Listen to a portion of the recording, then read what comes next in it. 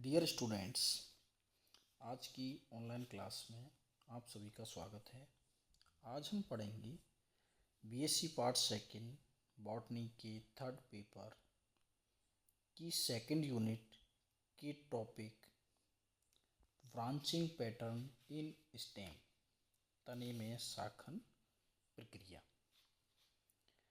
संवहनी पादपों में स्तंभ का शाखन एक महत्वपूर्ण पहलू है जो उनकी आकृति व आकार की का निर्धारण करता है। शाखा स्तंभ का एक उपांग है।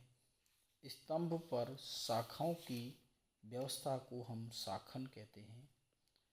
शाखाओं की उत्पत्ति प्राय कक्षस्थ कलिका से होती है। ये कलिकाएं पत्तियों की कक्ष में अधिकतर एकल रूप में स्थित होती हैं। इन कलिकाओं के विभाजनशील होकर शाखा के निर्माण करने के दौरान महत्वपूर्ण शरीर क्रियात्मक अर्थात फिजियोलॉजिकल क्रियाएं संपन्न होती हैं। शाखन कई प्रकार का होता है, तो हम देखते हैं शाखन के प्रकार। स्तंभ पर कलिका की स्थिति के अनुसार शाखन के दो प्रमुख प्रकार हैं।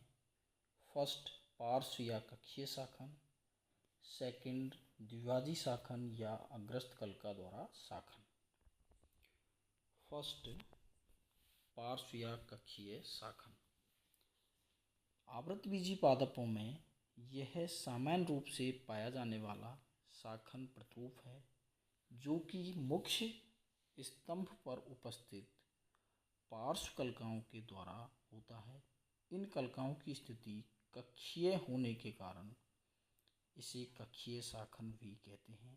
यह पुनः दो प्रकार का होता है, ए पॉइंट एकलाक्षी या मोनोपोडियल शाखन।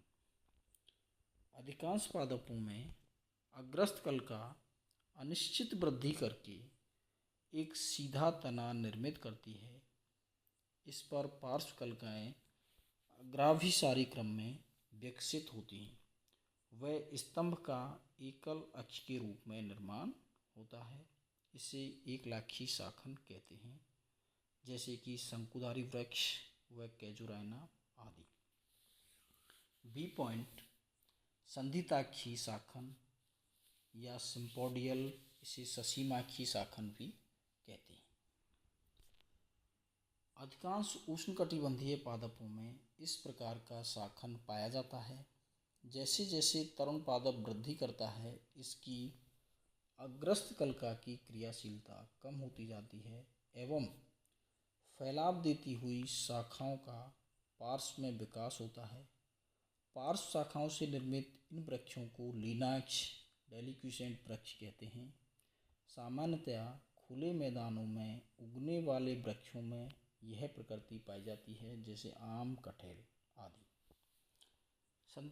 संधिताक्षी शाखन को प्रमुख शाखाओं की संख्या के आधार पर तीन भागों में बांटा जा सकता है।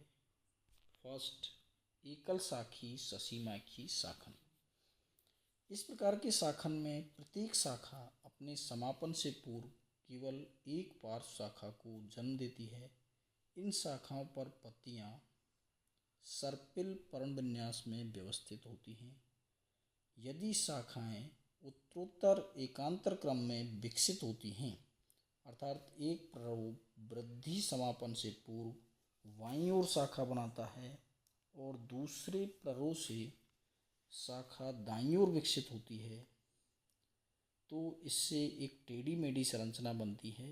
यह शाखन कुटिल ससीमाक्ष कहलाता है। उदाहरण बाइटिस।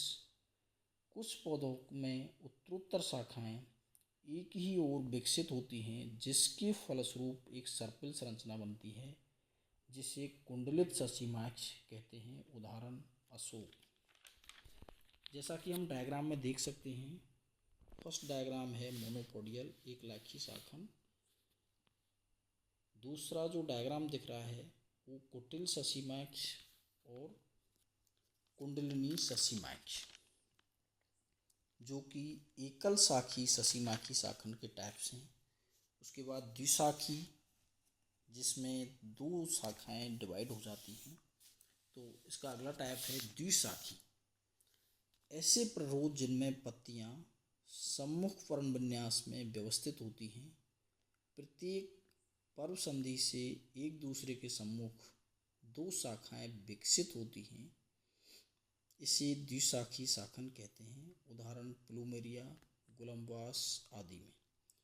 थर्ड, बहुशाखी शाखन। ऐसे प्ररोध जिनमें प्रत्येक पर्व संधि पर दो से अधिक पत्तियां होती हैं, उनमें प्रत्येक पर्व संधि पर दो से अधिक शाखाएं होती हैं। उदाहरण नीरियम, क्रोटोन आदि। अब मेजर सेकंड टाइप है द्विभाजी शाखन या अग्रस्थ कलिका द्वारा शाखन।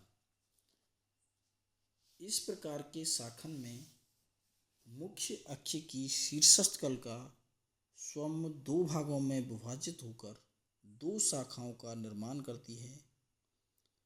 नवनिर्मित दोनों शाखाएं परिपक्व होकर यथा समय अपनी अग्रस्थ कलिका से पुनः दो दो शाखाएं बनाती हैं। इस प्रकार यह क्रम आगे के स्तरों तक जारी रहता है। इस शाखन में मुख्य अक्ष की वृद्धि शाखन के साथ ही बंद हो जाती है, क्योंकि शाखन में अग्रस्थ कलिका स्वयं काम में आ जाती है। यह शाखन अपुष्पोद्भिदों जैसे रिक्सिया, मार्केंसिया आदि में पाया जाता है। जैसा कि हम डायग्राम में देख सकते हैं, द्विभाजी शाखन का टाइप है कुटिल द्विभाजी और कुंडलिनी द्विभाजी, जिसमें इसकी अग्रस्थ कलिका दो भागों में विभाजित हो जाती है। इससे आगे की वृद्धि अवरुद्ध हो जाती है। इसको हम आगे दो टाइप्स में डिवाइड कर सकते हैं। फर्स्ट, सत्य द्विभाजन।